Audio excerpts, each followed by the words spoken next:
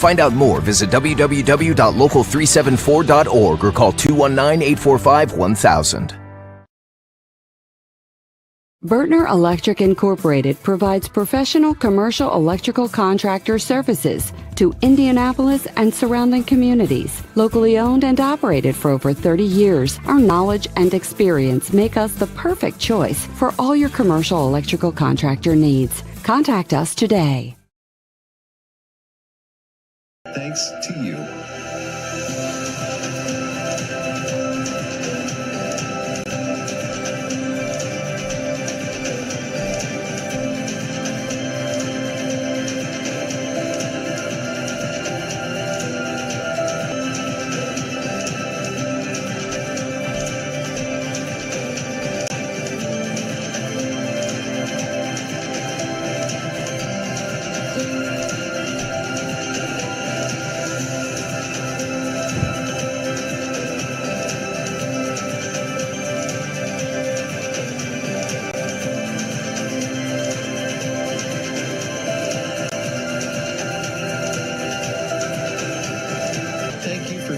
Standing with us. You are truly making a difference in the lives of our neighbors in need.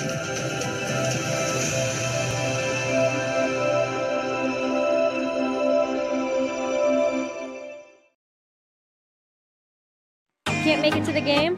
We've got your back. Just go to www.IndianaSRN.org and tune in to all of the live action or go to our on-demand service and relive your favorite moments.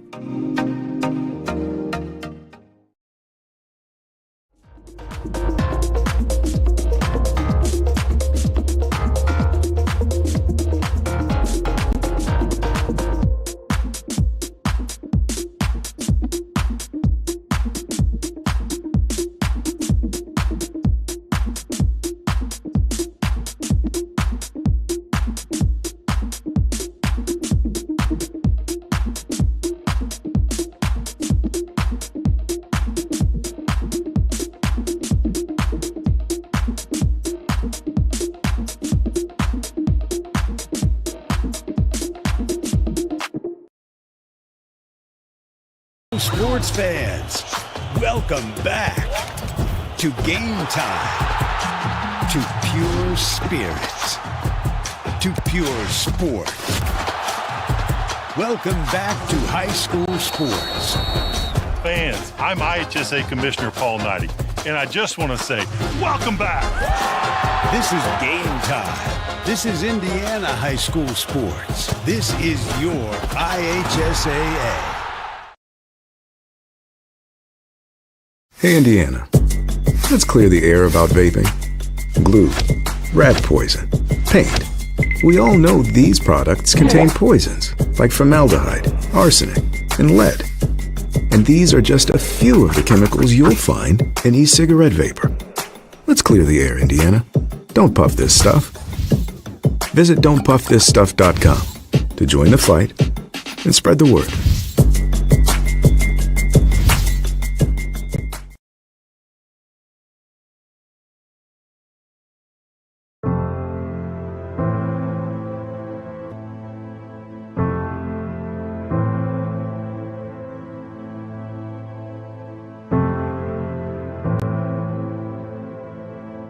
Calling officials cheaters or corrupt, it's not a game.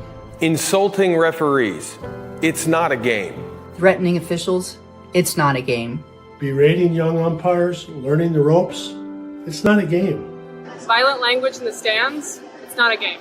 Verbal abuse from the sideline, it's not a game. Screaming at a referee in the parking lot, it's not a game.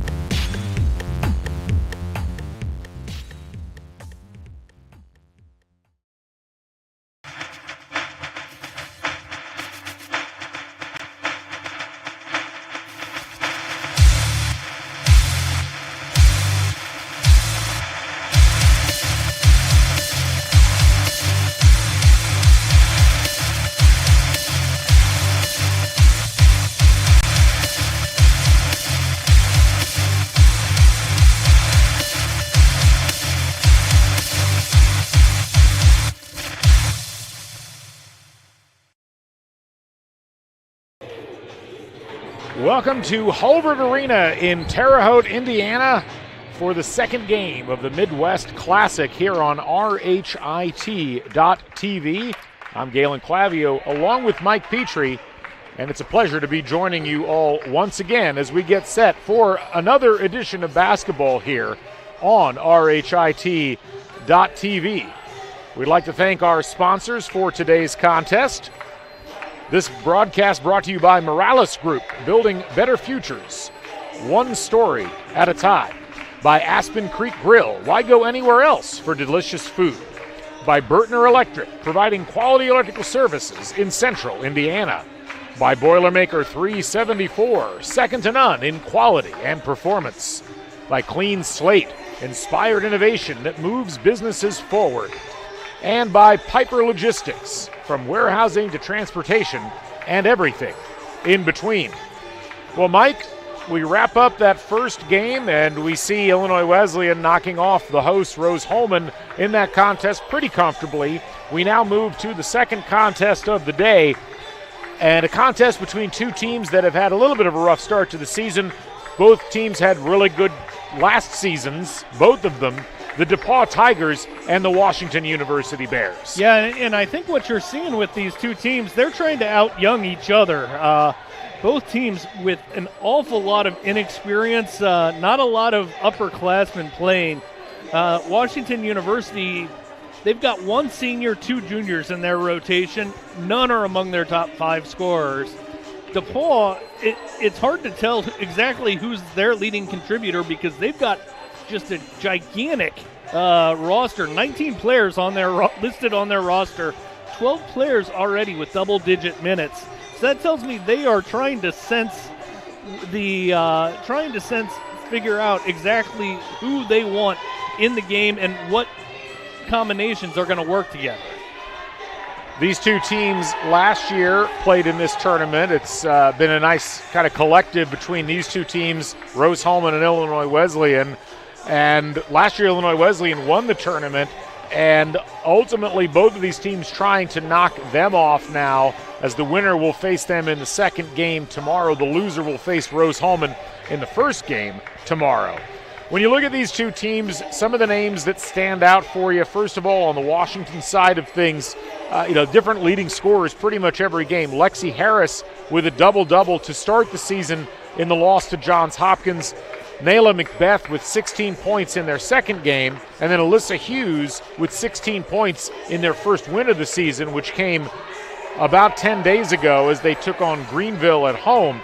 For this DePauw squad, again, pretty spread out among the different players. Ava Hassel with 13 points in their first game.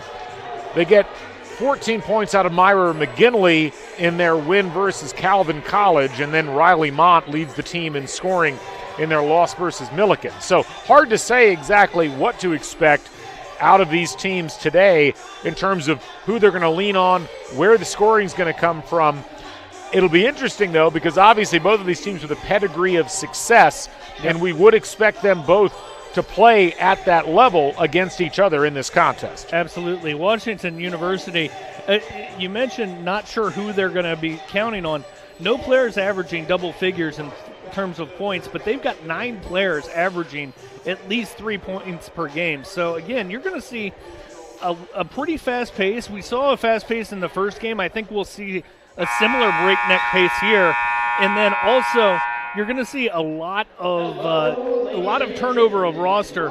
And then, unfortunately, what we've seen from both teams is a turnover of the basketball. That's what they are both going to have to keep down.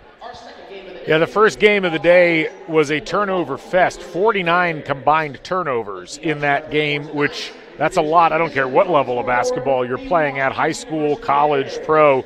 In this contest, probably not going to see nearly that much. Both of these teams likely be a little more conservative with the basketball, but obviously we'll have to see how things go. Starting lineups being announced now. We'll start off with Washington University.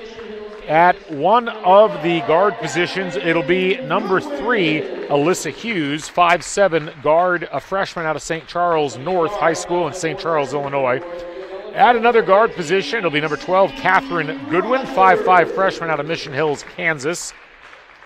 At the third guard position, it'll be number 15, Sydney Rogers, 5 feet 4 inches tall, out of Glenbrook South High School in Northfield, Illinois. At one forward position, it's number 42, Brenna Loftus, 5'9", a junior, out of Riverside Brookfield. And at the other forward position, Nyla Macbeth, 5'11", a sophomore, out of Germantown, Maryland, Georgetown Visitation Prep School, her alma mater at the high school level. For DePauw, just down the road, of course, here from Rose-Hulman, about an hour, maybe 45 minutes actually of a drive. At one of the guard positions, it will be number 3, Ava Hassel, 5'6", a junior, out of Notre Dame High School in Portsmouth, Ohio.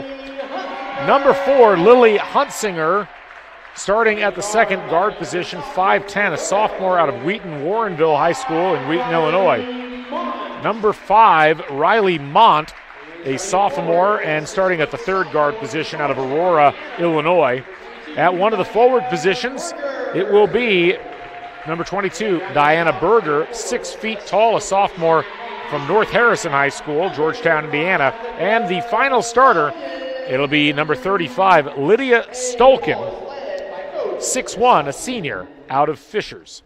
And an interesting pregame ritual here as the DePauw Tigers huddling, as it were. That's one way to reinforce. You want to hit the floor for sure. That's exactly right.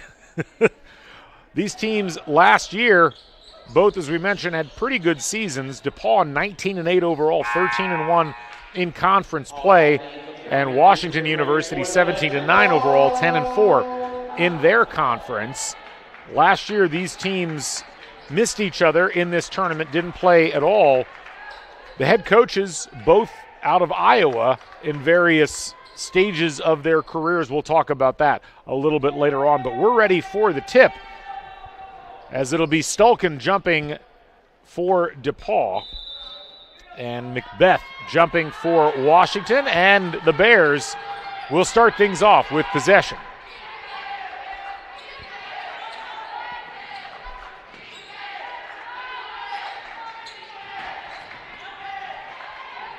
Washington opening 3 is drained there, and that's Alyssa Hughes getting on track. The freshman out of St. Charles, Illinois, gives the Bears an early lead. And three-point shooting ended up being one of the big differentiators for Illinois Wesleyan in the first game. Could be a big factor here. DePauw only shoots 12% from the three-point line so far on this young season. Another turnover there, and another 3 up, no good. Rebound, and it's going to be knocked out of bounds, and they're going to say off of Brenna Loftus. So DePauw going to have possession. Like the activity early on from Washington, though. Both those three-point looks, one goes in, the other one was a good look, and then they were able to get an offensive rebound off that good look. Tigers, a little cross court there. Berger, bottled up. Shot clock running down. Long range shot off the back of the iron, no good. And the rebound going to come away, and a foul going to be called on that rebound attempt. Looks like they're going to whistle Lydia Stolkin on that one. A little bit of a frustration foul on Lydia Stolkin. And honestly, that's what you hate to see as a coach, because she gets that foul called, had no chance of getting the ball. It's one thing if you are fouling in the act of doing something productive. That was mostly a frustration. Bears settling in here on offense.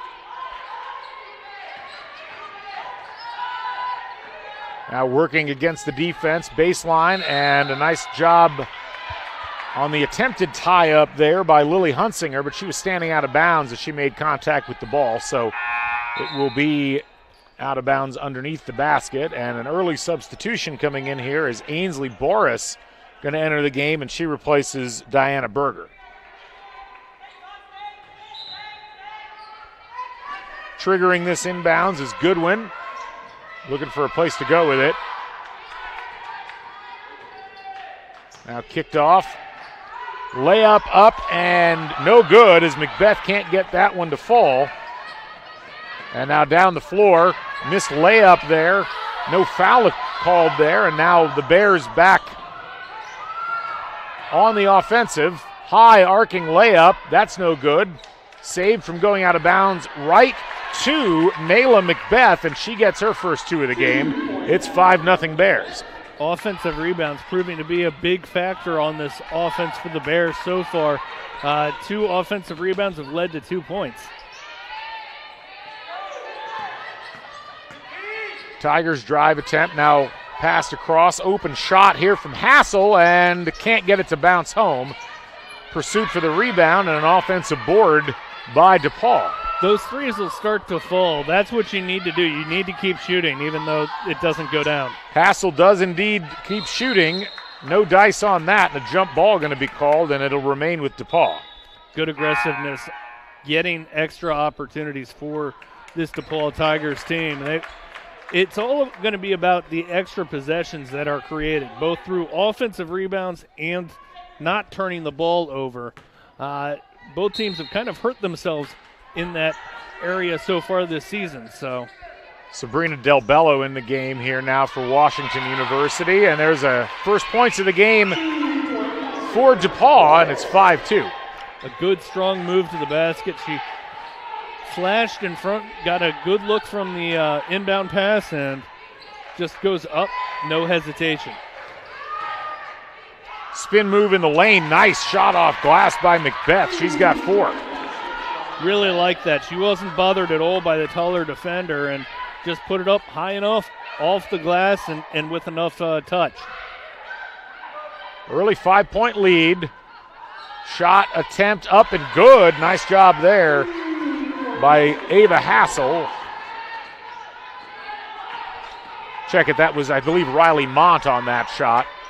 Numbers a little hard to make out from this distance. That's not hard to make out, though, as Mont able to pick up the steal, tried to bounce it off of the Bears player, couldn't. Now a layup the other direction, up and good. That one coming courtesy of Alyssa Hughes. I've never seen a player effectively trap the ball as it was being slammed off her foot. She just stopped it. Well Clearly done. A background in soccer. All right. Hassel triggers into Mont, kicks it back out. And now Hassel, long-range shot off the front iron, no. Shot clock was going down, but it was not at the stage where you need to put that shot up just yet. Macbeth blocked out of bounds, and they're going to say off of Macbeth.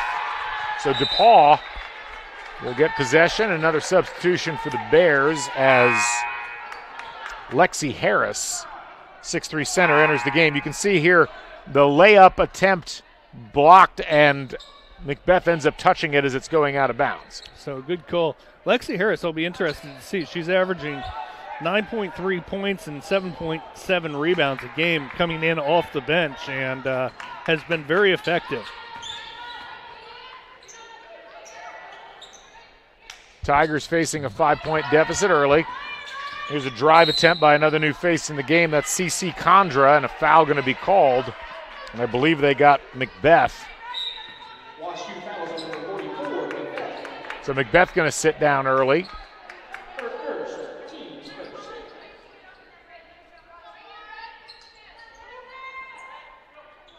Tigers with an out-of-bounds set.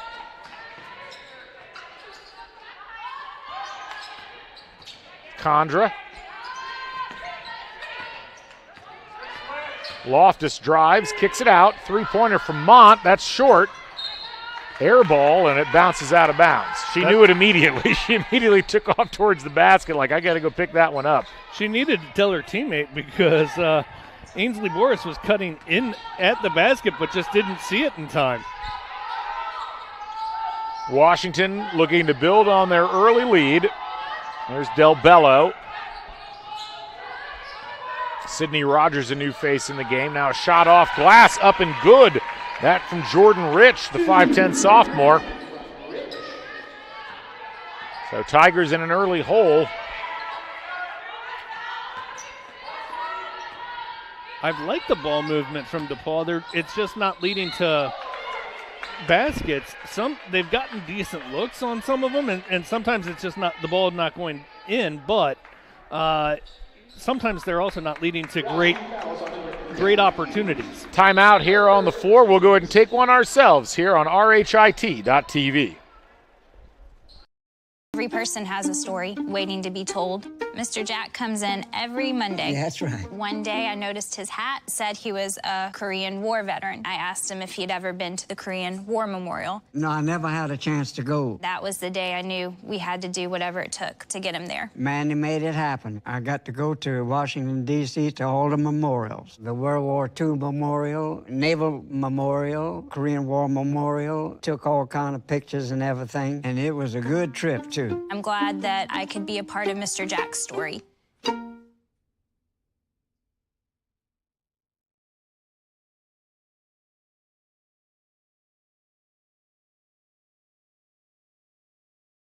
We encourage you to follow us on Twitter at IndianaSRN. Find upcoming games, video highlights, and much more. Follow us now at IndianaSRN. We encourage you to follow us on Twitter at IndianaSRN. Find upcoming games, video highlights, and much more. Follow us now at IndianaSRN. Welcome back to Terre Haute, Indiana, and you can see on the replay Washington University scoring on this nice shot attempt by Jordan Rich, that giving them their 11-4 lead. Free throw attempts coming out of the break here from C.C. Condra, the 5'10 junior out of Asheville, North Carolina, knocks that first one down. As we were going into break, I had mentioned DePauw is doing a good job moving the ball, but it's just not necessarily effectively getting them into easier shots. I think some of that will come, but that can also lead to some frustration on an offensive end. Bears being patient with their offense thus far. DePauw really stretching their man-to-man out all the way on the perimeter. And shot clock winding down now. Lobbed in and up and off glass and good. Nice job on the move there by Lexi Harris. Good patient offense all around. They didn't panic as the shot clock was coming down. They just went to whatever their next spot was in that set.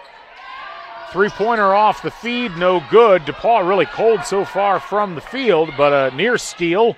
Now the Bears proceeding down the floor. Here's Hughes kicking it into the corner. Now back up top. Long-range shot on the way, off the mark from Sabrina Del Bello.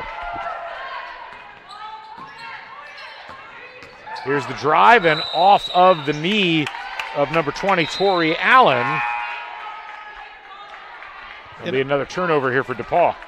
And I had misspoke earlier that DePauw, I was saying they get 12% of their points from the three-point line, so that is still a very low figure, and we've seen they've really just struggled to make that cash in. They've gotten some decent looks, just not cashing in so far. Rogers stops into the corner. Zone defense being applied here by the Tigers. Good move, hook shot up and good by Lexi Harris. Really like that smooth delivery, and she's doing everything that you'd like to see from a center. She just receives the ball easy and was able to get points essentially on her own there. Easily a height advantage of 2 or 3 inches on everybody on the floor, and in some cases more for Lexi Harris, who stands at 6'3". Foul going to be called here on Washington. You can see the replay here as Harris, just a nice job on the dribble. Gets that sky hook up and good. Rogers going to sit down for the Bears, and coming back in is Catherine Goodwin. Good bit of spacing from the Bears there too, because it doesn't allow an opposing player to come in and hack away at the ball when she has to put it on the floor. Shot up and good. Back into the game, Diana Berger, and she gets her first points of the game. That dreaded long tooth that you come to despise, but she was able to get that to go. Layup attempt, no. DePauw looking to chip this down a little bit more. Berger passes in. Great defense by Harris and forces it to be kicked back out again. Good awareness, though. Berger sets up from 3. Can't get it to go. And Harris collects the board. A good effort there. Lydia Stolkin just not rewarded. She went up and over, just could not reach the ball. Cross court 3 attempt up and good. And a timeout going to be called by DePauw. Jordan Rich, the sophomore, drains it in the corner, and it's a 10-point lead. We'll keep it here. Folks, just a reminder that we'd like to thank today's officials for their dedication and hard work. Without them, we don't play. If you don't have something nice to say, don't say anything at all. Sportsmanship is everyone's job. Let's take a look at the statistics so far through the first 8 or so minutes of the contest. Hot shooting from the Washington Bears, 57% from the field and 2 for 4 from 3. Not so from DePauw so far on the game, 3 for 11 from the field, 0 for 6 from the three-point line. As you said, they've gotten looks, just haven't knocked them down. No, and Washington looking nothing like the offense that we had seen early on in the season. They came in just averaging about 0.8 points per possession, but they have been much smoother shooting so far today, and the ball has moved pretty well as well. So the Tigers looking to cut into this lead. You don't want to let these games get away from you early if you can avoid it. Now foul going to be called as Lexi Harris, a little too much body there on Lydia Stolkin. Too much body and used the hand to gain a little bit of position as they were banging down low.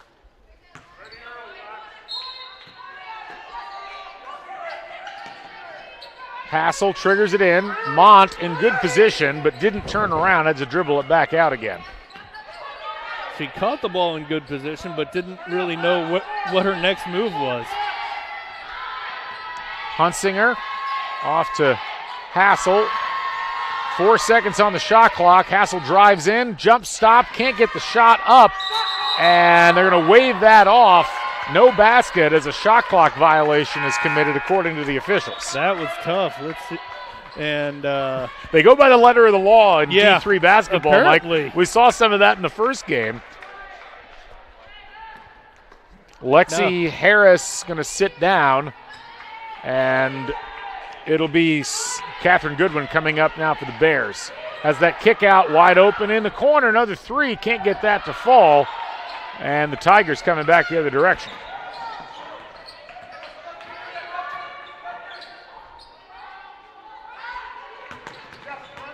Mont.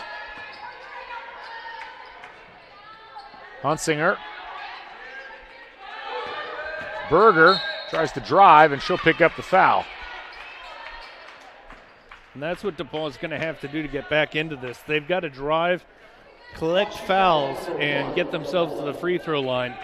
That is the 5th foul on Washington. So you go into the bonus, you've got to be able to make up some of those points from the free throw line. Berger's free throw attempt up and good. You can see the foul attempt, or the foul here on the drive, and Diana Berger, the sophomore out of North Harrison High School, converts both from the free throw line. Back to an 8-point deficit here for the Tigers. And that has been a strength for DePauw, even early on in the season, getting to the free throw line and then making that work for you. Bears trying to get it into the heart of that zone. Now 3-pointer from the corner, rattles in and out. Nice rebound, and a foul going to be called. Getting in there and mixing it up is Jordan Rich. And that will only be I guess are they going to say that was a shooting foul? Yeah. All right, so you can see here on the replay, they will say that Rich was going back up with the basketball, so she'll get 2 shots and knocks the first one down. Jordan Rich has been very active so far in this one. Rich with 7 points now as she drains that second free throw. Ava Hassel hurrying it down the floor, hands it off to Mont. DePauw trying to get their shots to fall and has just struggled with that so far. Down 10 early. Some of that credit has to go to this Washington defense, as they have really made it hard for DePauw to get anything close to the basket. Yeah, just no easy looks. DePauw kind of getting some good action one-on-one there and able to draw the foul. Alyssa Hughes back into the contest, replacing Del Bello. So Ava Hassel goes to the free throw line. That was the second foul on Sabrina Del Bello. Leaves that one short. First miss from the free throw line so far for DePauw.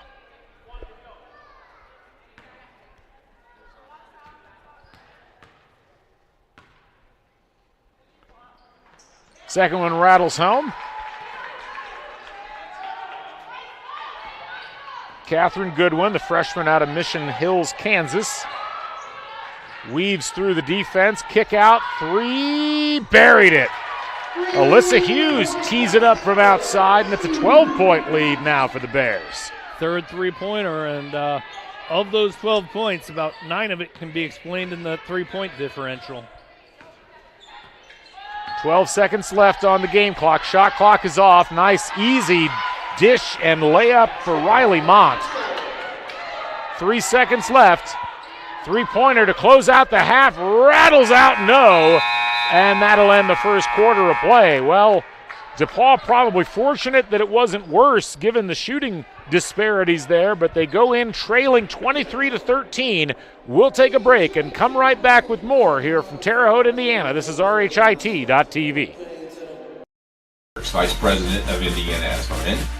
Thanks for joining us. Do you know IndianaSRN broadcasts 350 games a year? All sorts of sports? Yeah, we do. Hard to believe, isn't it? IndianaSRN loves to put student athletes first on our website. If you're a business out there, we probably could help you too. Contact us at coach@indianasrn.org. Grandma from out of state thanks you. Mom and Dad who can't get to the game thanks you as well. In fact, our athletes watch the games over and over again. Our military has enjoyed the games as well. So sit back and enjoy the game. It's IndianaSRN.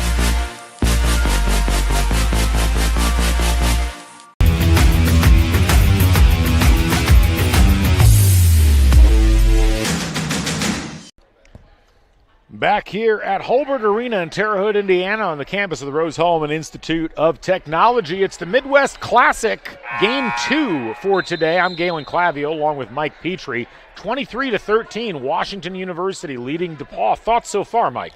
Well, it's been the shooting that's been the difference for Washington.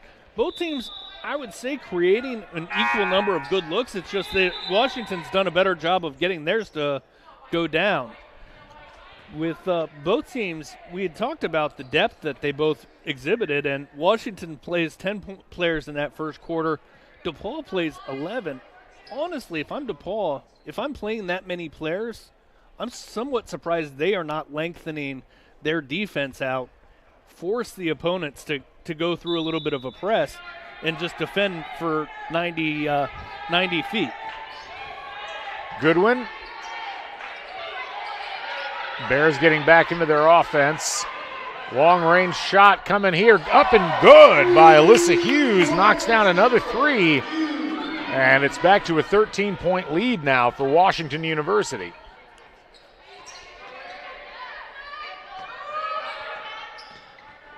At some point, DePauw may have to come out of that 2-3 zone given the outside shooting that Washington's put up so far. Nice shot down low there, as that was Ainsley Boris.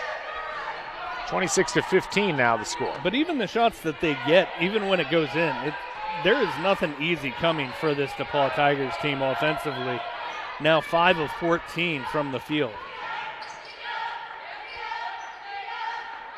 Goodwin working against the zone. Now they've switched to more of a man coverage here. Feed, Hughes up and lays it in. Nice soft touch from the freshman. Washington shooting 52.6% from the field so far.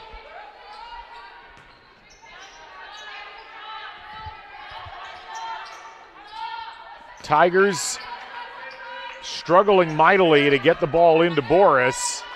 They cannot find an opening. Really nice defense by Brenna Loftus. Now here's a shot off glass. No, Boris gets the offensive board. Nice move, and she'll lay it in, her 6th point of the day. And nice a show, and then going to the other hand, but might have gotten away with a push-off that got that initial rebound. Loftus has her shot blocked by Boris. Tigers. Hunsinger in the corner. They'll cycle it back out. Boris now getting it at the top of the key. Fed in, and Boris couldn't handle the pass. It's out of bounds. As a defender, Boris got that dream scenario because she was able to let her player essentially go and then come from behind and block that shot as a little peekaboo. You get to unexpected offensive player. Lexi Harris back in the game for the Bears. Cece Condra in now for DePauw.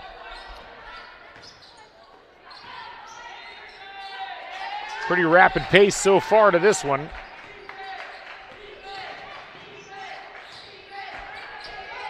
Hughes lost it and stepped on the end line. It'll be turnover, DePauw basketball. Not the turnover fest we saw in the first game. And that's only the 4th turnover. That's the first turnover for Washington. 5 turnovers combined between these two teams to start the game. Yeah, and that has been the bugaboo for this Washington team. They have not shot the ball particularly well, and they turned it over too much in their first 3 games, but they've corrected both of those ills so far tonight. Harris with some really nice defense on Lydia Stulkin. Bears coming the other direction. Macbeth, great feed to Harris. Blocked shot, and DePauw comes out of there with it. A lot of contact. They're letting a lot of stuff go. Riley Mont can't get the 3 to fall, but chases down her own rebound. 15-footer good. You like the awareness from Mont. A couple of times she's missed from the 3-point line and has known it was off from the moment she let it go. That has its advantages. Rogers off to Goodwin. Now Rogers lobs it into Harris, kicks it back out. 3-second violation. They probably could have called that 3 or 4 seconds ago as Harris did not move out of the lane. Back into the game, Diana Berger. She'll replace Lydia Stulkin. And Lexi Harris gives the same bewildered look that every center gives when she gets that 3-second call. Like, oh, they still call that? Oh, didn't know that was still a thing. Jordan Rich back into the contest. Rich, as you'll recall, was pretty dead-eye from long range in that first quarter. Three-pointer up. No good. DePauw continuing to struggle from distance, and Harris tracks down the rebound for Washington. Quickly down the floor, it's Rogers. Now back into Harris. Back in the corner to Rogers. Can't get the 3 to fall. Rebound knocked free, and Goodwin able to go down on the floor for it, and it'll be a jump ball. Possession turn goes to DePauw. Yeah, that was a case of Goodwin essentially fell in the right spot because then the ball fell right to her. Riley Mont going to sit down.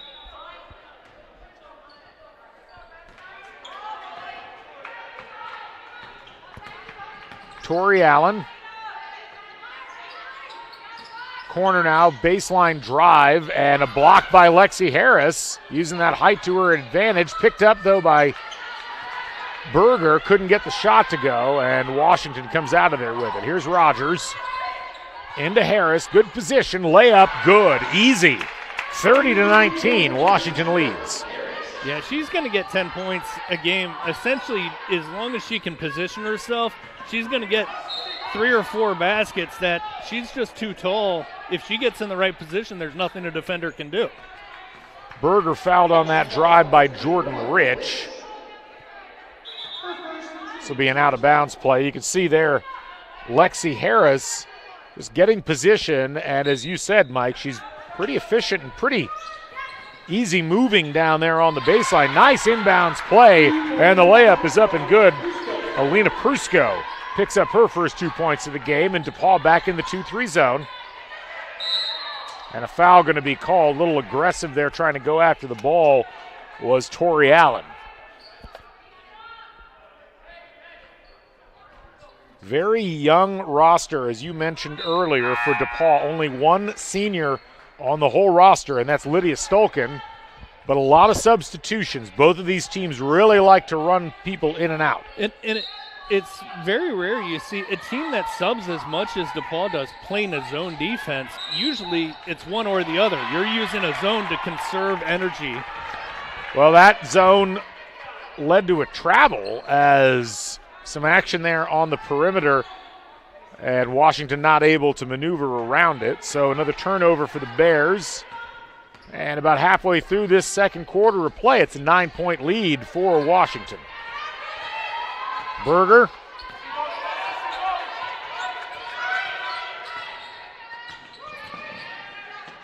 Nice job by the Bears to deny the entry pass. Now kick out again, shot way off the mark, no, but the offensive rebound pulled down by Prusko. Shot taken, that one's no good, and Harris uses her height to sky for that rebound. Here comes Goodwin. Rich thought about it, now to Harris in the high post. Nice spin move up, no good, but a foul. Yeah, I've been impressed with her offensive game, and defensively they have allowed DePauw on that left baseline to come in and get themselves in a position where they can't. Yeah, you can see not a lot you can do there if you're DePauw as Lexi Harris takes advantage. We're going to take a timeout. We'll come back. 30-21 the score. Washington University leads.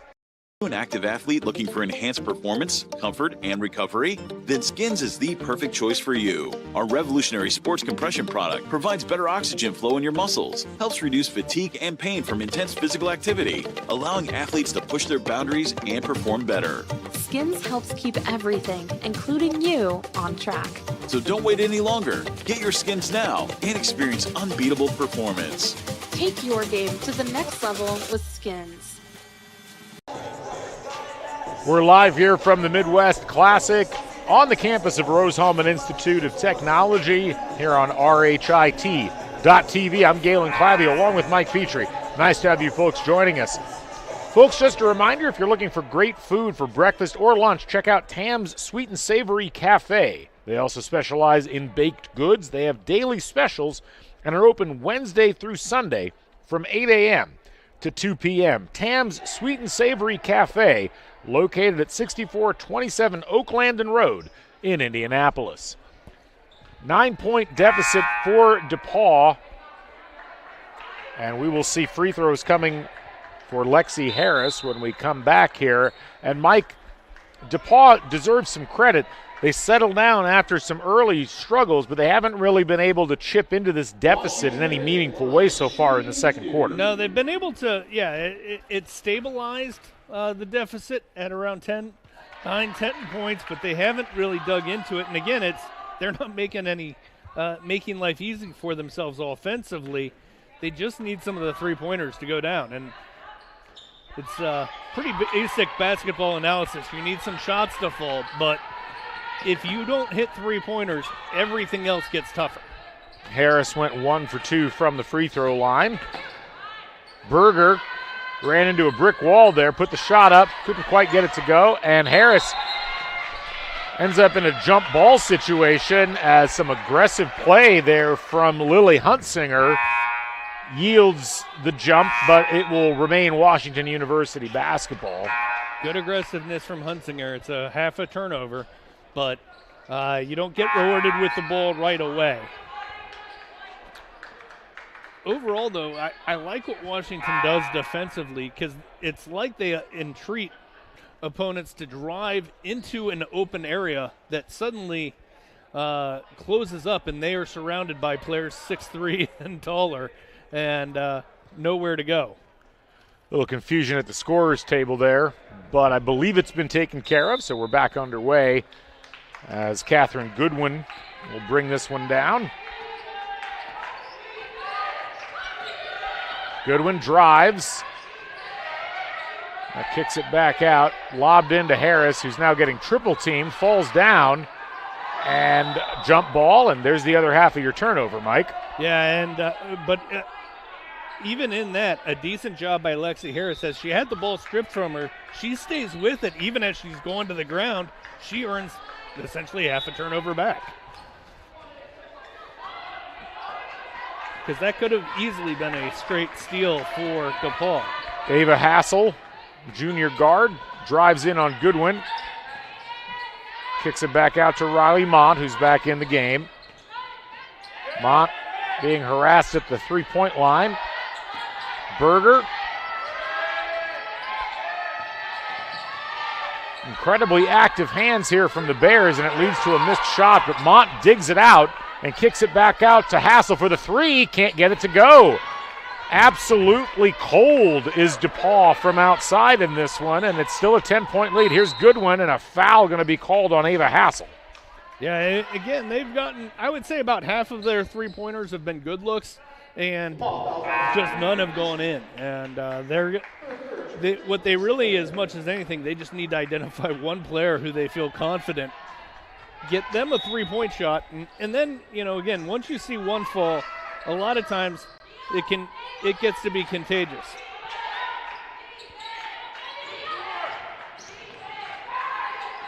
Goodwin lobs it into Harris. Back out to Goodwin. They're really trying to get Harris a spot in the paint, and it pays off.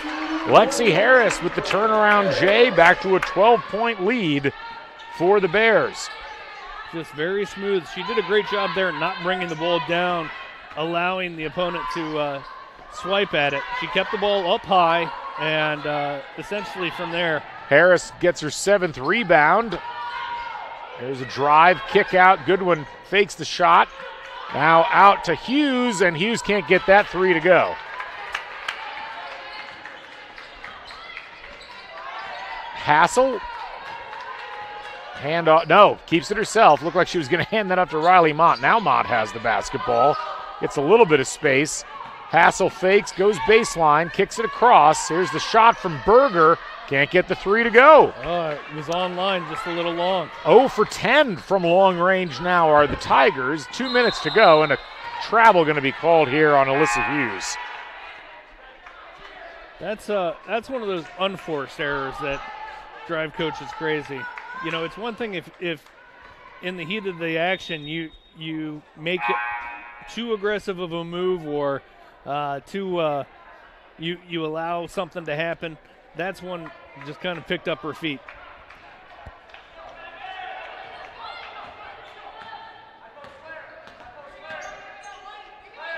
Tigers now trying to get this deficit back into single digits before halftime. The Tiger player hit the deck. Hunsinger has that knocked away, but picks it back up. Three finally goes. And that one coming courtesy of Ainsley Boris. Breaks the cold streak from outside and knocks the deficit down to 9. Nobody's going to miss from 3 11 times in a row. We both watched some teams that would make you question that, Mike. Harris on the block. And a foul going to be called there on, I believe that was Lydia Stolkin. Had position, but didn't have her arms straight up, and a good job by Lexi Harris. You could see the kick out on the three, and a nice job by Boris to get her feet set, and no question on that one. I think actually the extra half second it took for the kick out to get out to her actually probably benefited her, as it gave her an extra half second to get herself set up. Harris, 1 for 2 from the charity stripe on that trip. Washington shooting 50% from the field so far in this game. DePauw only 29% thus far.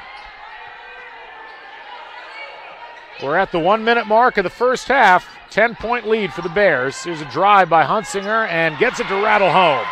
Lily Hunsinger gets in the scoring ledger. Dropped into Harris. They kick it out. Three-pointer on the way. Arcing, no. Macbeth on the baseline, underneath, lays it up and in. Nice job there by Nayla Macbeth, using that baseline to her advantage. Back to a 10-point lead. Hunsinger goes back down low, can't get that one to fall. Bears can hold this for the last shot, and they will.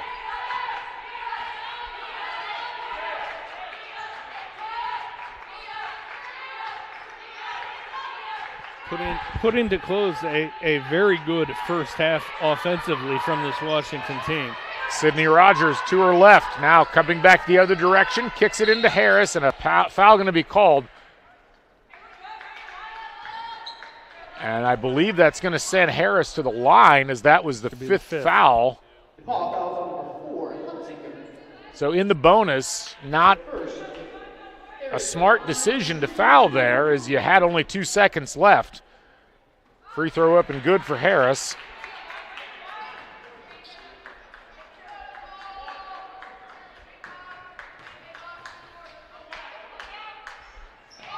Second one, no. Mont, running shot. Oh, almost bounces in, but off iron. And that will end the first half of play. 37-26, Washington leading DePauw. Mike, any thoughts before we go to halftime break? Well, it's a three-point shot. DePauw finally got the lid off the basket with that last three that they were able to hit, but they're going to have to hit a few more of them to get back into this and force Washington into some more guard-oriented offense. The more that Washington can just dump the ball down to Lexi Harris, the better off they're going to be. We're going to take a break. We'll come back with the statistics from the first half and the start of the second half. For Mike Petrie, I'm Galen Clavio. 37-26, Washington U leading DePauw. We'll be back here on RHIT.TV. Your hauling or moving project has arrived, and College Hunks Hauling, Junk, and Moving has you covered. Honest. Uniformed. Nice. Knowledgeable. Service. College Hunks Hauling, Junk, and Moving. Can't get to a computer? Then we've got you covered. Just go to the IndianaSRN app and stay up to date with all of your favorite teams. You can watch live coverage or relive the experience with our on-demand service.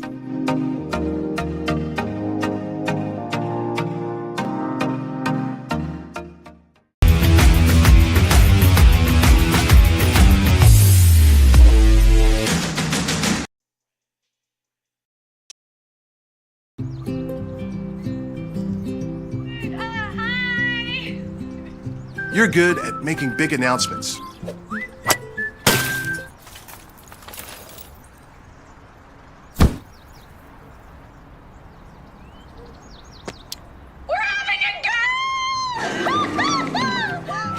We're good at your insurance. Start with Indiana Farm Bureau Insurance, online, over the phone, or in person, and stop knocking on wood. We encourage you to follow us on Twitter at IndianaSRN. Find upcoming games, video highlights, and much more. Follow us now at IndianaSRN. We encourage you to follow us on Twitter at IndianaSRN. Find upcoming games, video highlights, and much more. Follow us now at IndianaSRN.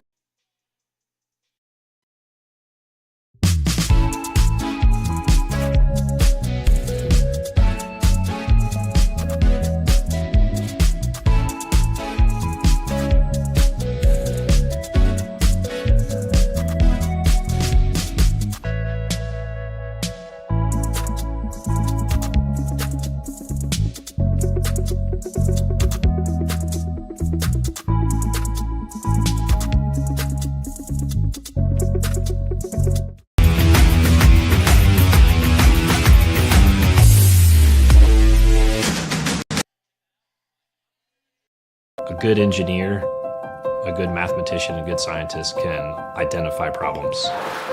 But in order to be a great scientist or engineer, you've got to have curiosity and you've got to have creativity, and that's what's going to set you apart.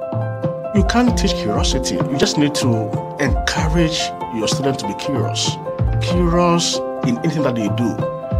Curious so that it brings out the innovations, the new ideas. Since we're doing things so quickly, a lot of times we know that we need help.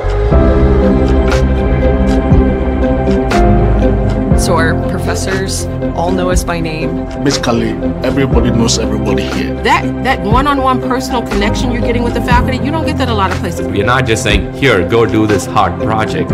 We are right there with them. We work with them. The faculty are there for you.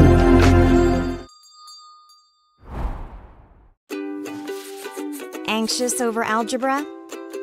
Call Ask Rose, the free science and math homework helpline. It's free world-class tutoring. Just call, chat, email, or screen share. Learn more at askrose.org. Confused by chemistry? Call Ask Rose, the free science and math homework helpline. It's free world-class tutoring. Just call, chat, email, or screen share. Learn more at askrose.org.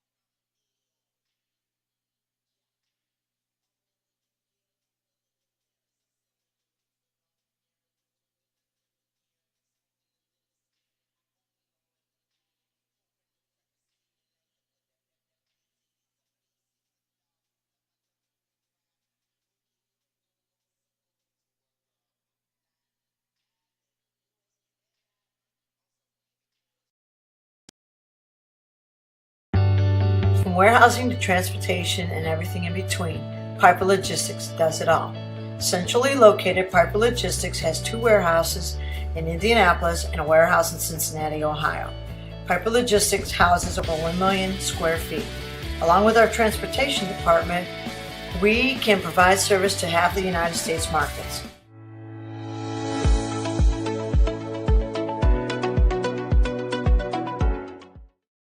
We encourage you to subscribe to our YouTube channel, IndianaSRN.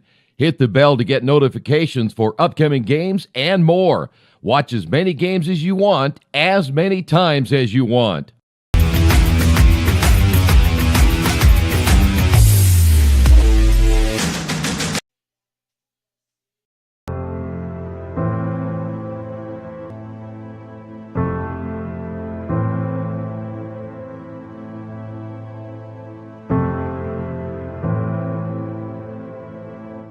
Calling officials cheaters or corrupt? It's not a game. Insulting referees. It's not a game. Threatening officials? It's not a game. Berating young umpires, learning the ropes? It's not a game. Violent language in the stands? It's not a game. Verbal abuse from the sideline. It's not a game. Screaming at a referee in the parking lot? It's not a game.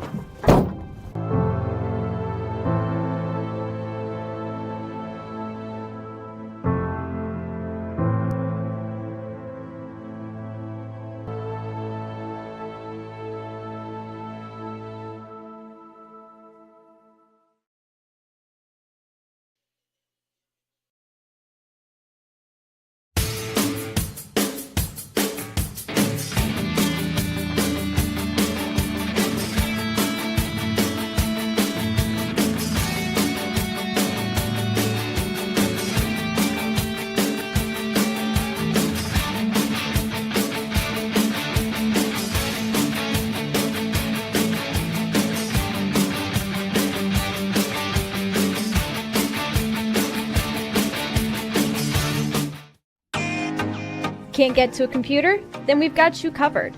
Just go to the IndianaSRN app and stay up to date with all of your favorite teams. You can watch live coverage or relive the experience with our on-demand service.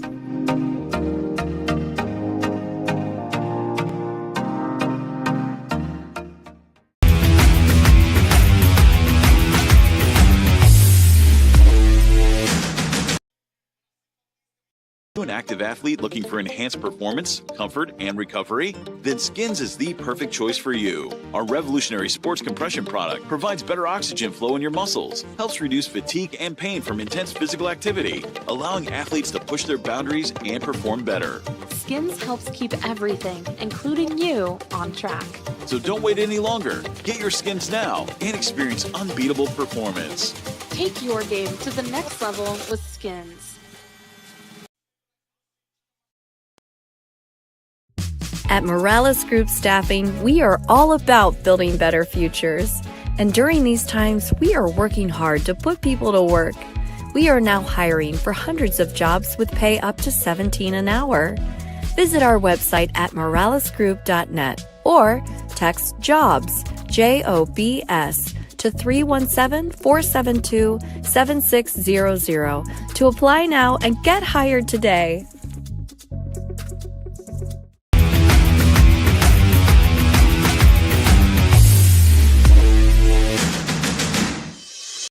We encourage you to follow us on Twitter at IndianaSRN. Find upcoming games, video highlights, and much more. Follow us now at IndianaSRN. Welcome back to Holbert Arena on the campus of the Rose-Hulman Institute of Technology here for Game 2 of the Midwest Classic. Washington University of St. Louis 37, DePauw 26. And Mike, as we look at the statistics for that first half of play, really just a tale of two teams shooting at different levels. Washington 50% from the field, 4 for 12 from 3. DePauw only 10 for 33 from the field for about 30%, only 1 3-pointer made, and you're just not going to be able to compete if you're shooting that poorly. No, and I think that as much as anything, it's the offensive identity, though, that Washington seems to have discovered, and I think it's going to continue to be a bigger part of their offense as we go through the season. Lexi Harris came off the bench, was averaging 9 points on the season. She's already got 11 points, 8 rebounds, and as much as anything, she is going to be able to set up a lot of what Washington's going to do offensively, because it's so much easier when you can dump the ball into your center, pivot, go one direction. You can get the ball to the opposite side. You're going to have shooters that are going to come open, or there are going to be, again, I don't think I'm over expecting if she gets 4 or 5 possessions a game where she's just in good enough position, there's no defense to her unless you just foul. It was actually Alyssa Hughes that led Washington University in a bunch of different categories in that first half. 13 points, 5 for 8 from the field, 3 for 5 from the three-point line, had 1 steal to go along with that. And Lexi Harris, as you mentioned, certainly contributed in a bunch of ways. You just saw that layup from her, 11 points, 4 for 4 from the field, 3 for 6 from the free throw line, 8 rebounds, 2 blocks. Also contributing at a pretty high level in that half, you had Jordan Rich, who was able to contribute 7 points, had a 3-pointer early on. On the DePauw side, it was Ainsley Boris who hit the 1 3-pointer of the game so far for DePauw. 9 points overall, 4 for 4 from the field. But it was really just a lot of the Bears throughout the course of the half. You see there Alyssa Hughes with the layup on the nice drive.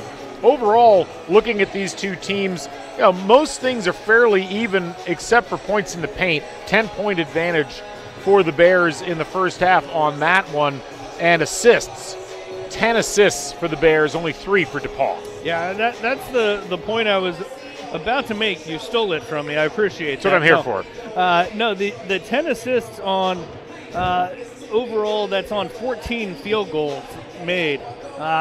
It is one setting up an offense that is helping you get easier shots. It's making life easier on your teammates, as opposed to the DePauw side that even when they've made baskets, it just looks difficult for them on offense. And sometimes you're just going to have to grind through possessions. You're going to have to make a play one-on-one. You're going to have to get fouled, go to the free throw line. That's been their offense, but too many times that's their entire offense, and it's really hard to be efficient when you do that all the time. Both these teams back out here for shoot-around as we get ready for this second half. Just a reminder, folks, that Boilermaker Local 374 can offer you a career as an iron shipbuilder, blacksmith, or general helper. For more information, contact the International Brotherhood of Boilermakers at 219-845-1065. So we wind down here for this halftime and get ready for the second half of play. A reminder from a programming perspective that tomorrow at 2 o'clock, we'll have the loser of this game taking on the Rose-Hulman Fighting Engineers women's basketball team. And then that'll be followed by the championship game of the Midwest Classic. The winner of this game taking on Illinois Wesleyan as the Titans look to repeat as Midwest Classic champions. So a lot on the line here for both of these teams. Still early on in the season for both of these squads. I mentioned at the beginning of the broadcast we have a bit of an Iowa showdown here at the coaching level. Chris Huffman, the head coach of the DePauw women, who just surpassed the 700 win mark. Congratulations to her.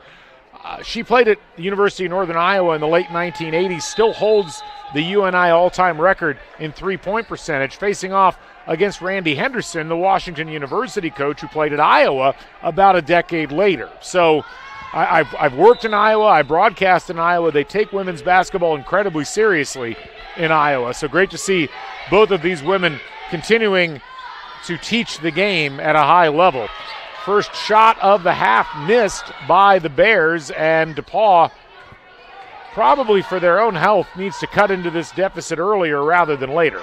Yeah, they were able to keep it around that 10-point mark throughout the entire second quarter, but just never able to get down inside of that. Almost a 2-1-2 zone. Doesn't work out there as the shot is made by Lydia Stolkin. And under 10 now, the deficit.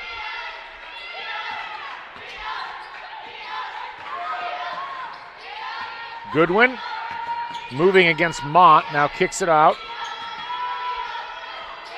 Thought about the three, now Goodwin drives, great layup off glass, and Goodwin picks up her first two of the ball game. She was very impactful offensively in that first half. She had 4 assists, but good to see her take it to the basket and reward herself as well. Hunsinger into the teeth of the zone. Can't get the layup to fall, and Macbeth pulls it out. Brings it down the floor herself. Drive by Hughes, and she'll go off glass. What you have not seen a whole lot of from these teams, especially outside of a first half run from Washington. Riley Mott knocks down her first three of the game, only the second for DePauw, back to a 10-point deficit. But you haven't really seen either team go on an extended run, 6-8 points. Macbeth has a flurry of points coming here early on in this third quarter of play, knocks that one down. Now Hunsinger thinks about the three but doesn't take it.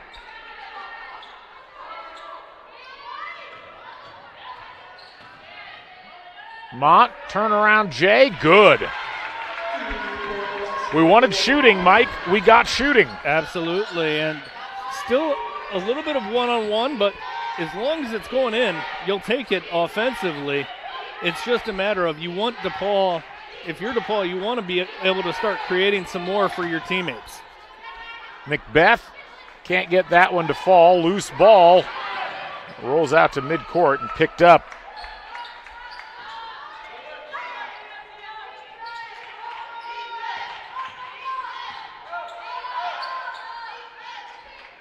Now Macbeth back with it again, kicks it out. Nice drive, and a foul going to be called, and that'll send Brenna Loftus to the free throw line. Some good offense really from both sides here, and they say that foul was on the ground. Interesting. Now, Loftus will have to wait a little bit more for her first points. Started, but did not score in that first half.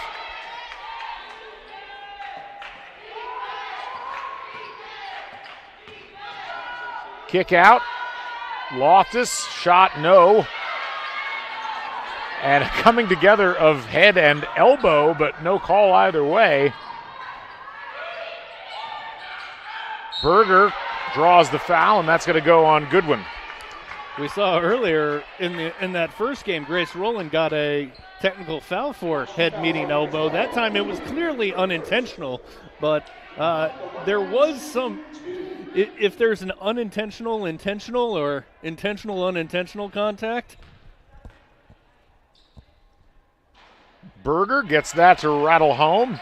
5 points on the day for Diana Berger.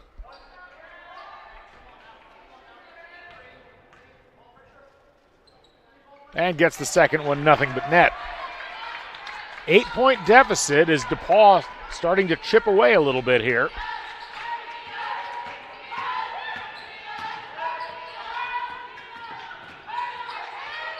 Probing and bringing it back out is Rogers. Cross court from Hughes. Trying to get it to Macbeth. They'll kick it out again. Rogers, easy. Very fast. Quickly the other way, Mont fouled going up by Hughes. Check that, that was Rogers on the foul, and it'll be 2 more free throw attempts. Riley Mont, 8 points so far on the game, her first trip to the free throw line. You can see the replay. And just a smart move as DePauw continuing to press the action, speeding up the tempo, one way to try to combat the post advantages that the Bears have had, whether it is Nayla Macbeth or Lexi Harris in the ball game. Yeah, and Loftus down there causing problems for DePauw as well. Just a significant height disadvantage for the Tigers. But you've got to make those post players run end to end, and if you can get down before they are able to set up defensively, it gives you a chance inside. Sydney Rogers.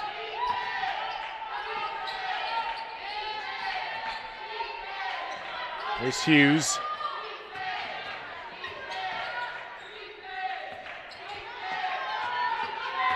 Macbeth.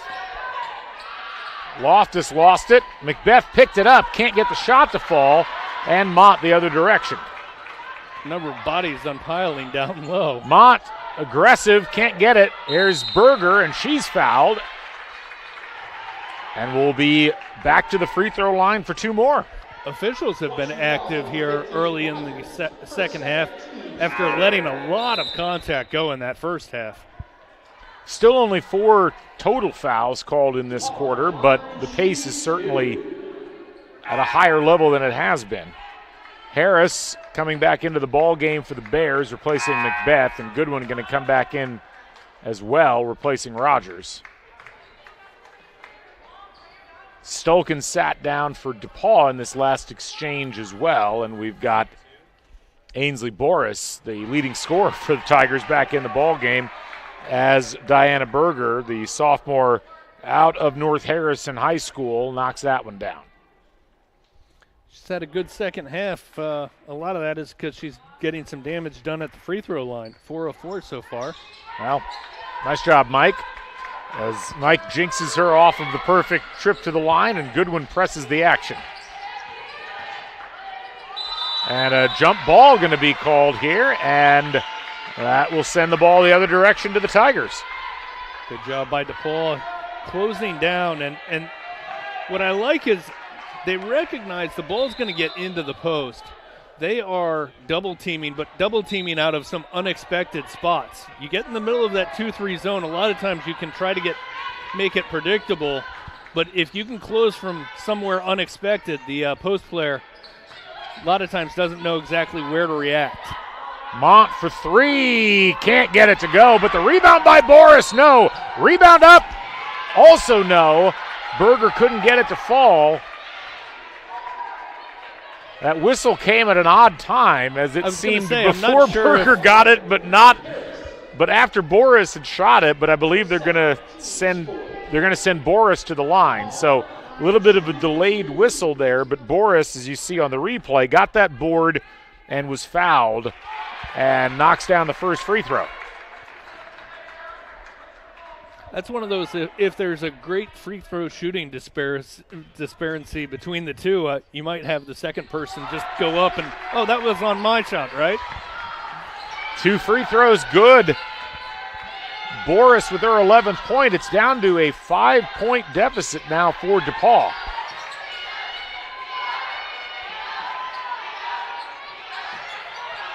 Bears throw it away. Riley Mott drives in, lays it up, and it's a 3-point ball game. And a timeout going to be called by Washington, and the DePauw crowd making some noise. We're going to go ahead and take a break and come back with more from RHIT.TV. Anxious over algebra? Call Ask Rose, the free science and math homework helpline. It's free world-class tutoring. Just call, chat, email, or screen share. Learn more at AskRose.org. Confused by chemistry? Call Ask Rose, the free science and math homework helpline. It's free world-class tutoring. Just call, chat, email, or screen share. Learn more at AskRose.org. We're back here at Rose Holman Institute of Technology, and you can see this steal by Riley Mont.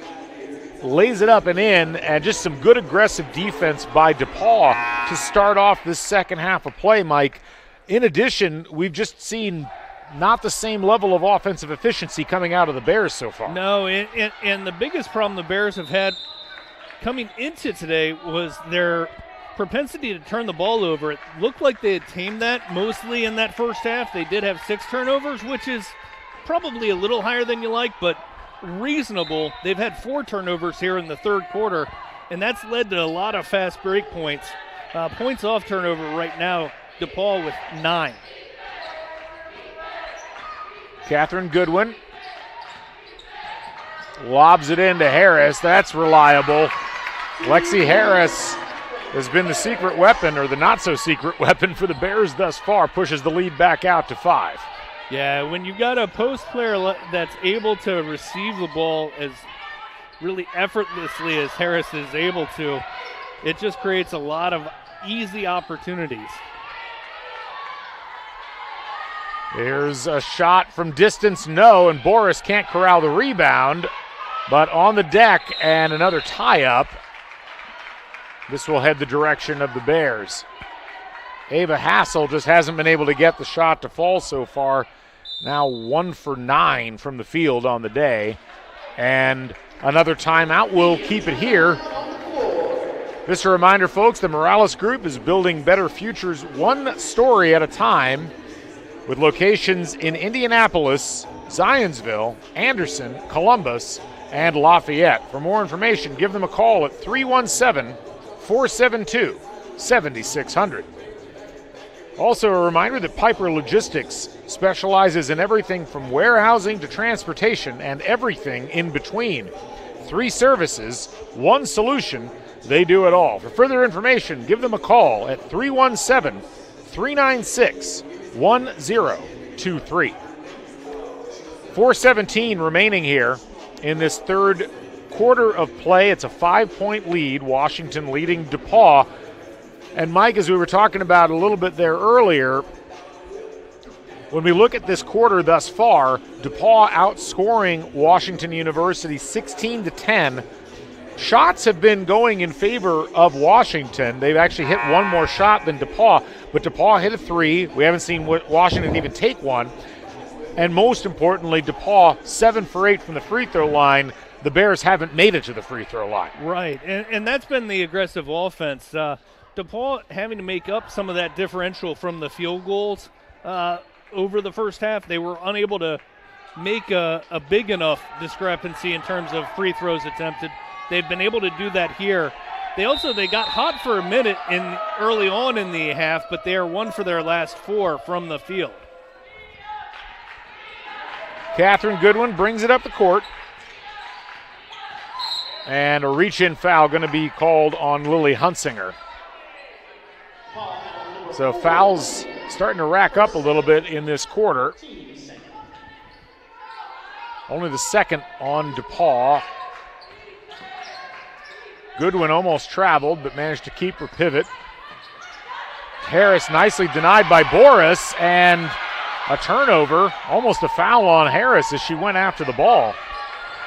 It's that cardinal sin for a post player, putting the ball on the deck and not really having an immediate plan for where you're going. Riley Mott was looking for the contact underneath, but didn't get a whistle. Now the kick out. Goodwin in the corner, three-pointer on the way off the mark, and a foul on the rebound attempt. Pretty blatant shove in the back there by Sabrina Del Bello. Yeah, I think she got her a little bit. Just enough with the body there. But that's a big foul because DePauw, the free throw discrepancy likely to grow. They are in the bonus, and that is a not a player control foul, so they will be shooting free throws. Ava Hassel going to head to the free throw line. And we've talked about this DePauw team making hay from the charity stripe, 12 for 14 so far on the game. Hassel, her 5th point.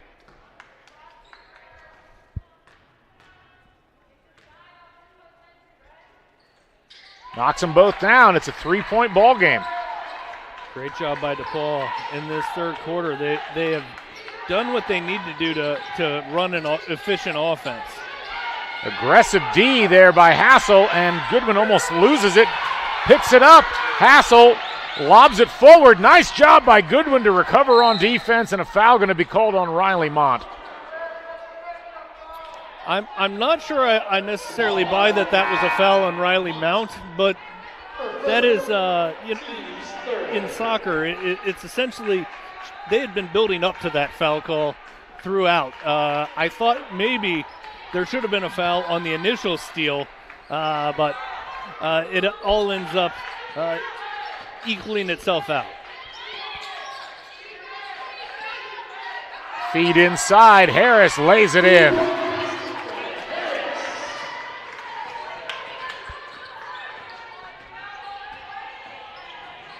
Hassel in the corner.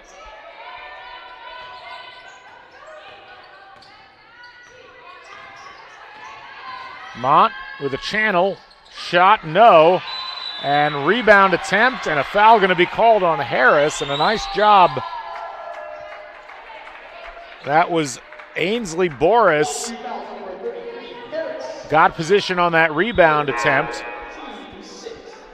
So you can go back to the steal attempt. You can see some harassing defense by Ava Hassel. And then right there, looked like a reach across that probably could have been whistled. It wasn't. And then here, Mont chasing the ball down, and perhaps a little bit of a compensatory call as Boris misses the free throw.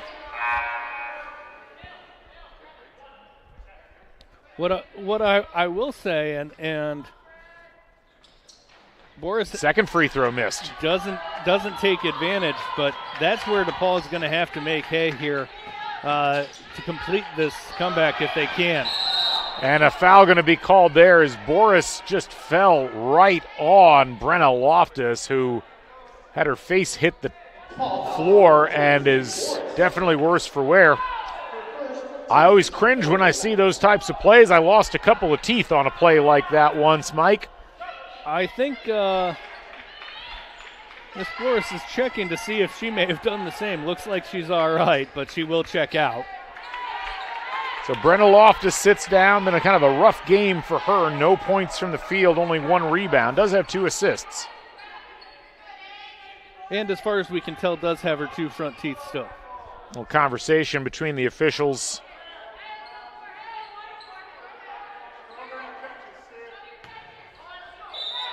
Triggered in here by Amelia Rosen.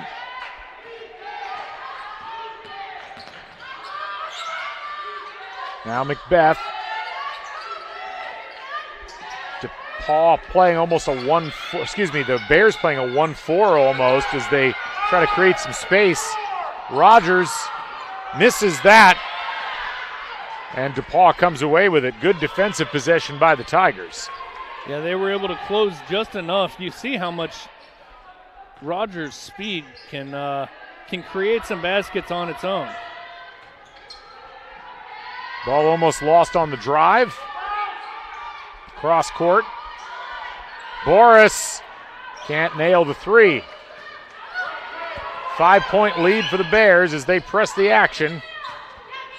Drive, block shot. Nice job by Ainsley Boris to get back on defense. And here comes Mont. Had a lane for a second. Now going to take the pull-up off glass. No. And out of bounds. It'll be Washington ball. No, they're going to say a foul, actually. Even worse for DePauw, but that's unfortunate because that's the kind of baskets you've got to get. You've got to start. I say easy baskets. We're far enough away the players cannot shoot me spiteful looks because they have to work really hard for these easy baskets. But everything's relative, Mike. That is true. And you've just got to get as many uncontested looks as you can. Find ways where you're not having to work as hard as DePauw so many times tonight has had to work in their half court to get good looks. Well, the problem ultimately is that you're not going to be able to win this game entirely from the foul line if you're DePauw, shooting 77.8% from there, which is nice, but only 30% from the field, whereas Washington shooting 48.8%, and they'll try to tack on some free throws here as Nayla Macbeth knocks the first one down. Macbeth, a relatively quiet night for her in terms of scoring, now has 9 points, but has 7 rebounds and 2 assists. So it's really been anything but quiet if you pay attention. Nice rebound back in the game, Brenna Loftus, none the worse for wear. Macbeth with post position, now kicks it out. New face in the game, that's Sydney Starks. Back to Macbeth. Macbeth lost it, and here's Hassel bringing it out. Feeds it to Mont. Mont had to slow. Nice job by Starks on the defensive play. There's Berger, can't get the bunny to jump. And Starks almost fouled. 6-point lead. DePauw is going to be sick when they look at the film. Just a lot of point-blank looks they couldn't get to go down. Goodwin fouled. That's going to be on the floor, but it will result in a couple of free throws, and that whistle going against Lydia Stolken. 4th foul on Stolken, who spent a lot of this game on the bench in foul trouble.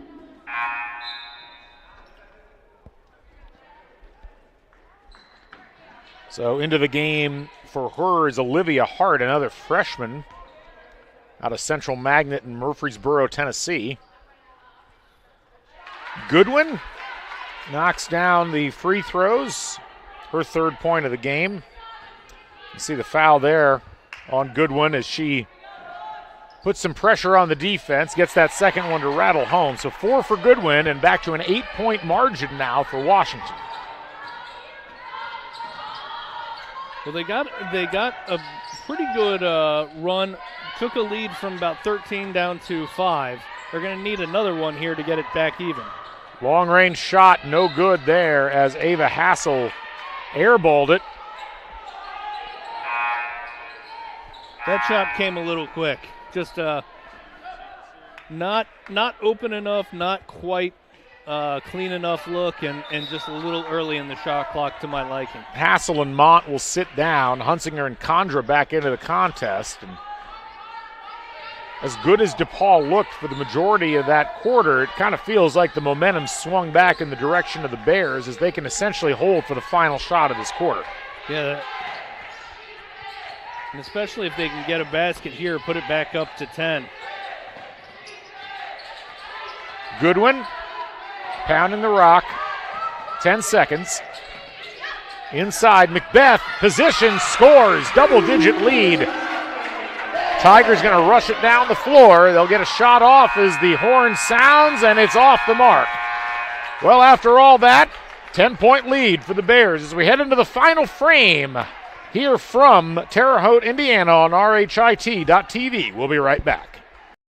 Active athlete looking for enhanced performance, comfort, and recovery? Then Skins is the perfect choice for you. Our revolutionary sports compression product provides better oxygen flow in your muscles, helps reduce fatigue and pain from intense physical activity, allowing athletes to push their boundaries and perform better. Skins helps keep everything, including you, on track. So don't wait any longer. Get your Skins now and experience unbeatable performance. Take your game to the next level with Skins. They say nice guys don't finish first. So maybe it's time to reconsider what it means to be first. It's about being your best, but knowing you can be even better. It's being present, but respectful of history. You sure you want to make that move? It's donating something more valuable than money. It's believing in yourself and something bigger. It's coming from different families, but treating each other like brothers. It's not just being a man, it's being a Mason.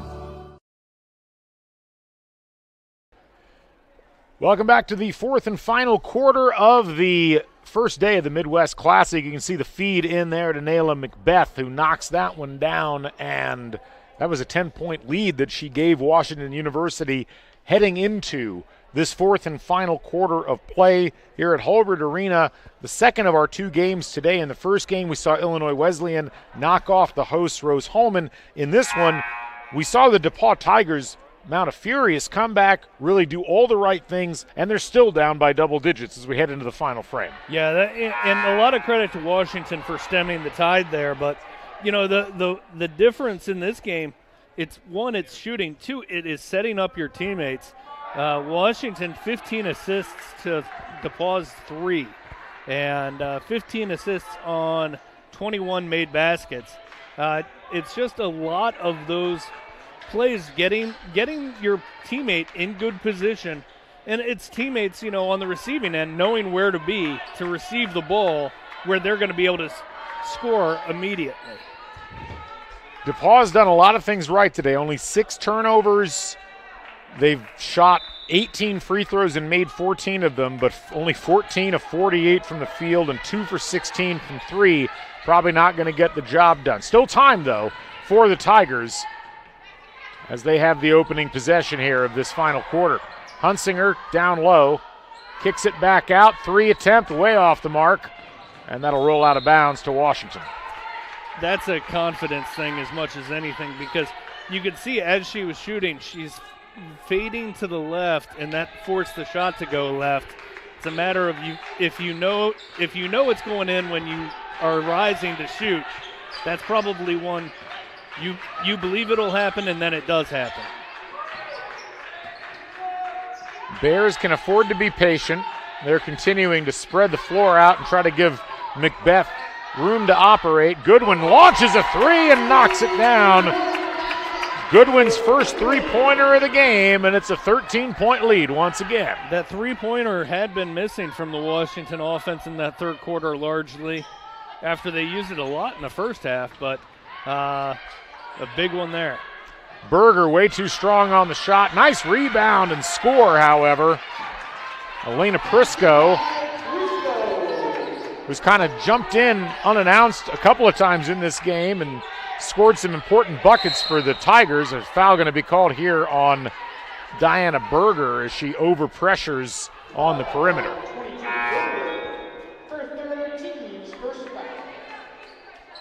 Back into the contest is Lexi Harris. She'll replace Nyla Macbeth. It's a pretty solid rotation that Washington has, and when they can play 2 bigs, but if it's 1 big, they can essentially rotate and keep 3 players fresh.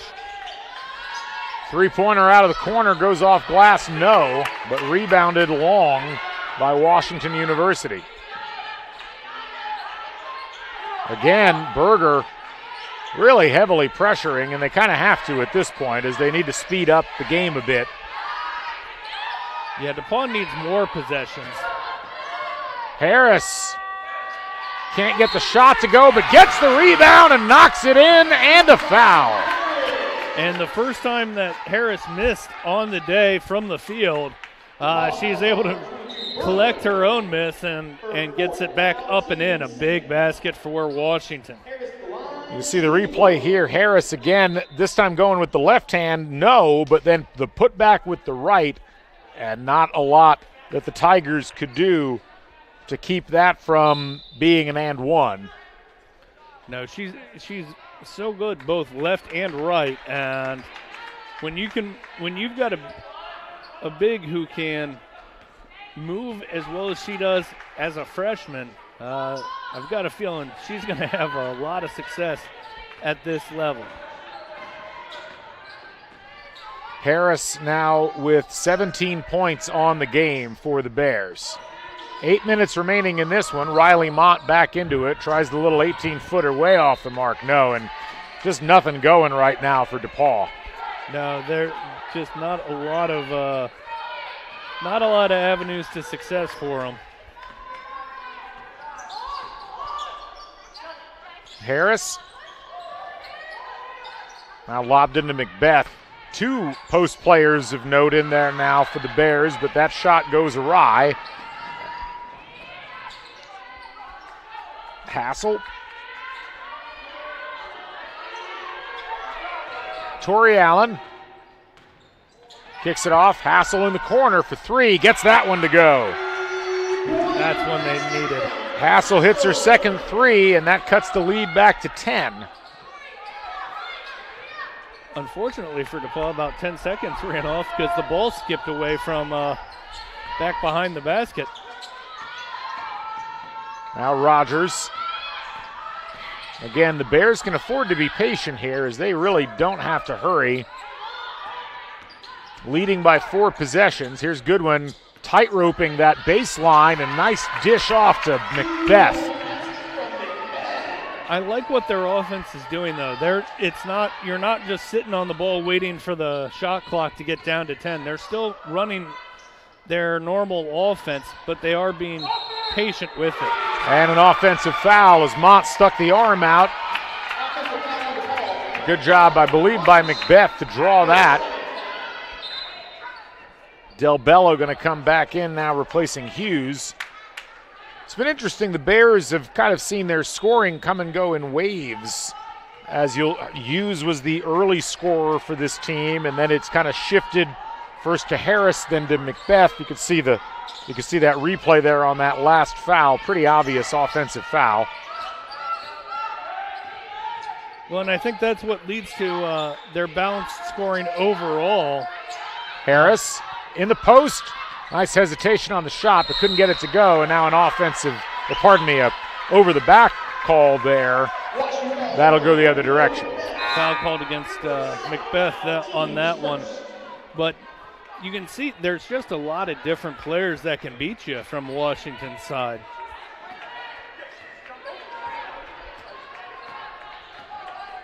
Tori Allen, we didn't see a huge amount of action early, but has certainly gotten some minutes down the stretch. Another long 3 by Hassel. That was off, and she knew it immediately. Time starting to tick away on the Tigers. Lobbed in. Nice job by Harris, but couldn't get the shot up at a good angle.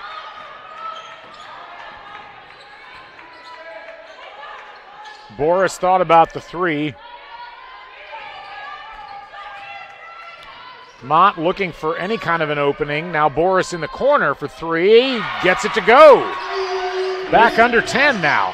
This might be as important as anything. You've just got to start getting some of those 3-pointers to fall in a competitive game is going to do this DePauw Tigers team a lot of good as the season goes on, even if they're not able to complete this comeback. Nifty move by Goodwin, pushes it back up to an 11-point margin.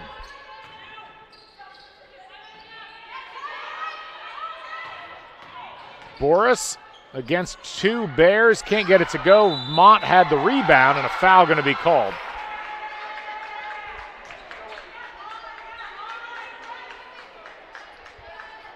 Not a lot of foul trouble right now for Washington University as Del Bello has 3 and Harris has 3. Actually, that's 4 now on Lexi Harris. 2 players with 4 fouls for DePauw, Berger and Stolken.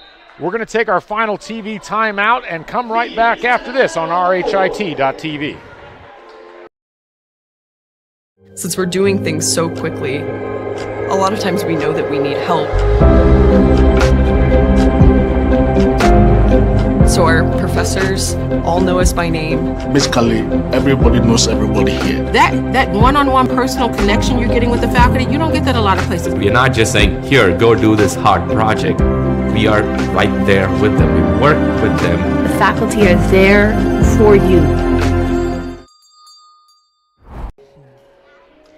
Back here in Terre Haute, Indiana at Holbert Arena, I'm Galen Clavio along with Mike Petrie. This is RHIT.TV's coverage of the Midwest Classic, Game 2 of 2 today.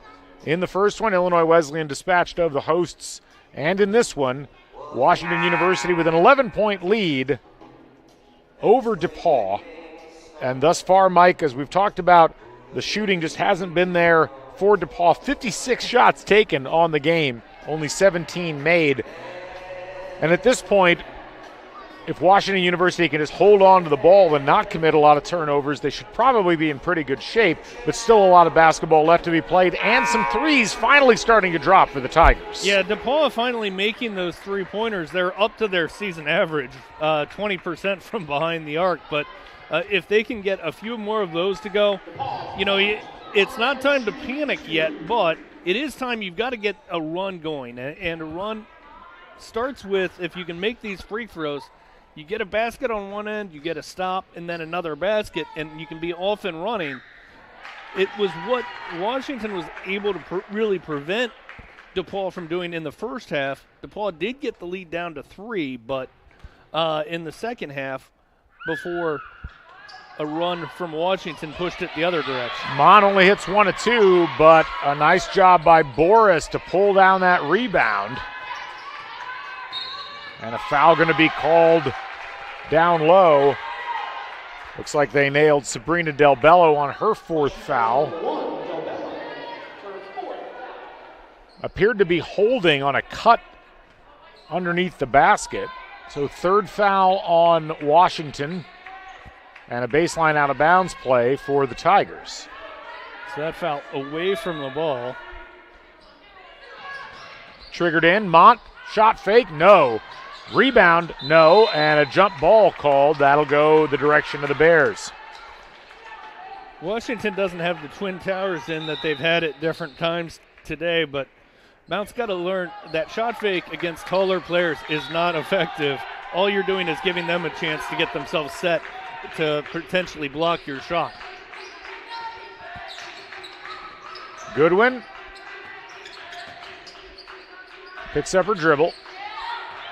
Rich been pretty quiet since those early threes.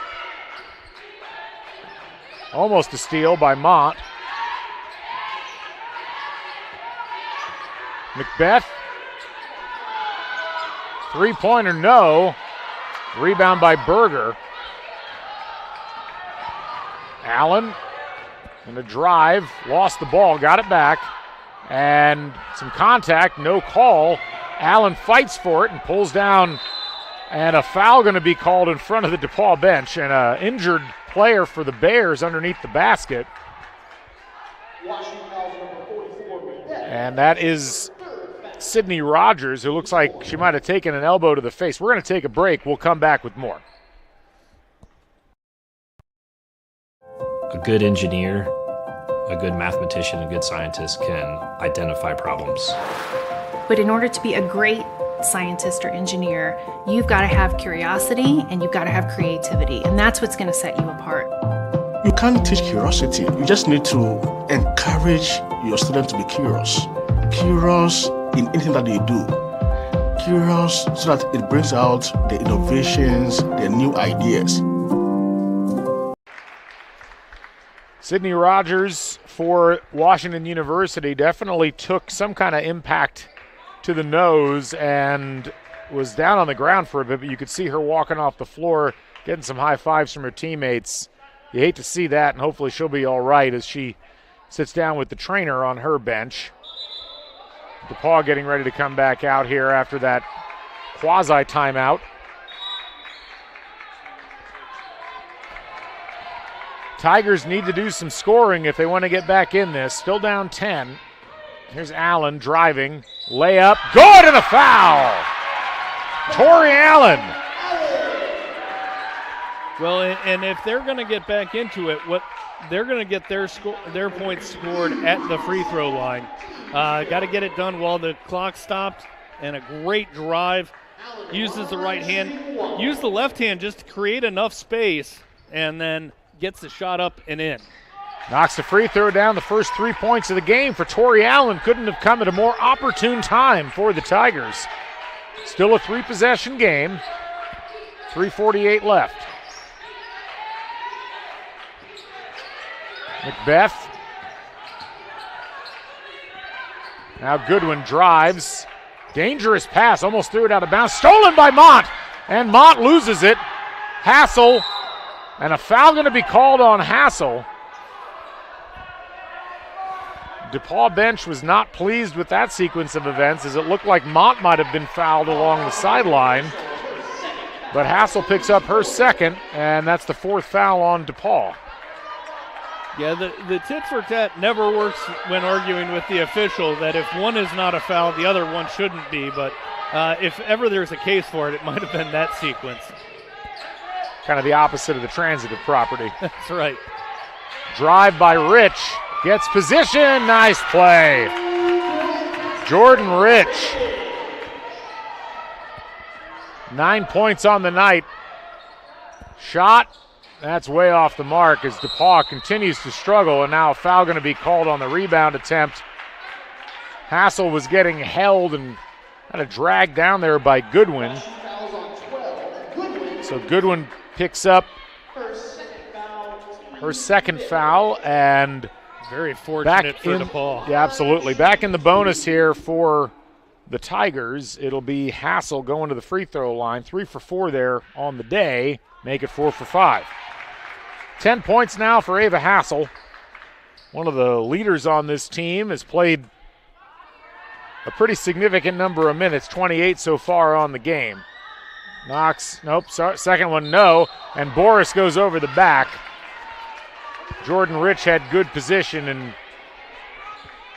caught Ainsley Boris reaching over, and Rich will go to the free throw line as now both teams are in the bonus.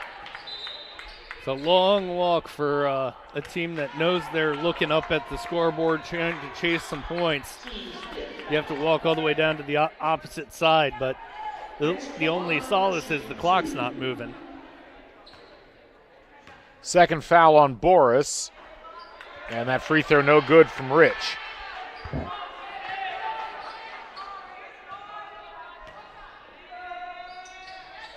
Second one is good. Not the greatest day for the Bears from the free throw line. 9 of 15. Three-pointer by Allen. Can't get that to go. Boris pulls down the board. Right back up. No. Rebound. No. Rebound again. Yes, and the foul. Ainsley Boris sticking with it down there. The leader in points for the DePauw Tigers as well as rebounds, and she has a chance to bring this back to a 6-point deficit. Well, both times Tori Allen has pulled up from the three-point line, I have thought that neither of those shots was good, but shows what I know. They've led to 4 points so far. Could have been more. Missed free throw there and dug out by the Bears. Goodwin.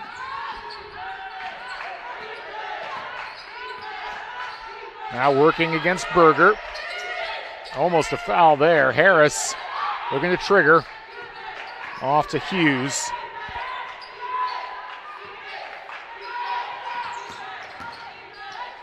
Harris drives.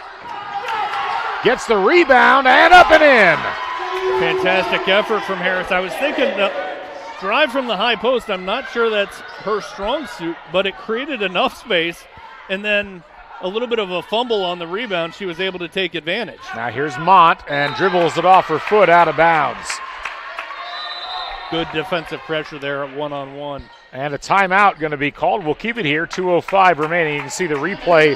Lexi Harris driving, doesn't get it, but pulls down the rebound and scores a game high 19 points. She's also got 12 rebounds, and that was a pretty aggressive set of moves for a player with 4 personal fouls. Yeah, but it's also knowing you've got teammates behind you that if you foul out, they're not going to be lacking in the post. But just a great play by Harris, and she has been the star in my eyes through probably from the second quarter on.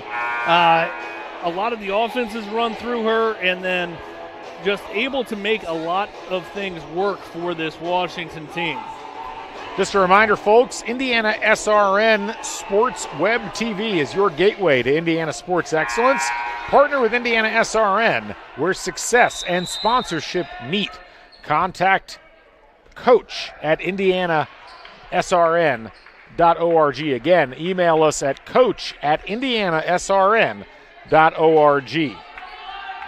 2:05 remaining in this one. A little token pressure coming from Tori Allen.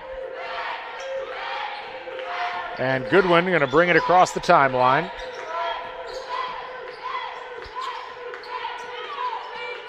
Lobbed into Harris.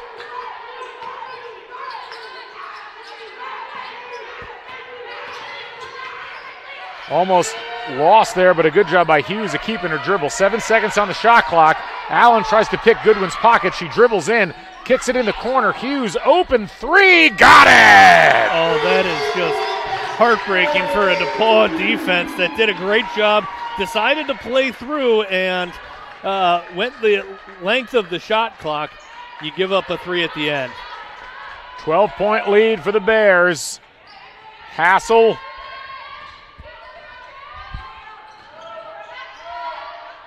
Cross courts it to Berger for 3, way off. And the rebound pulled down by Sabrina Del Bello.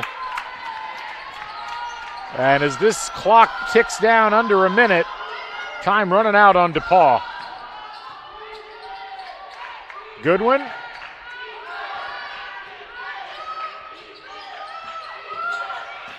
Facing some pressure. Picks it up into Harris, and she is held, and a foul going to be whistled here, I believe, on Allen. That's got to be a little bit aggravating for Allen because she did all she could and fouled Lexi Harris, and still Harris easily would have had a layup there if the whistle hadn't blown. You can see that feed out to Hughes for the 3 from Goodwin, and you could see they were trying to pull a play like that off as they knew at this point DePauw's got to collapse pressure-wise into the post. You know you're going to have shooters open, and we've seen this Washington University team knock down quite a few from long range. That was their 6th 3 of the game. Free throws hit, 72-59, 40 seconds left in this one. But they are so dangerous because they can work inside out, and it's either drive and kick or feed the post and kick. Hassel misses another 3. DePauw 4 for 24 from long range, and that might do it here as Goodwin going to pull this out. Bears know they don't have to score, although Harris doesn't seem to realize that. Kicked back out again to Rich. Just because you don't have to doesn't mean you can't. It's a fair point. 10 seconds left, and Goodwin's just going to dribble this one out, passes it over to Del Bello, and that's going to wrap up our second game today from the Midwest Classic. The final score, Washington University 72, DePauw 59. Mike, thoughts?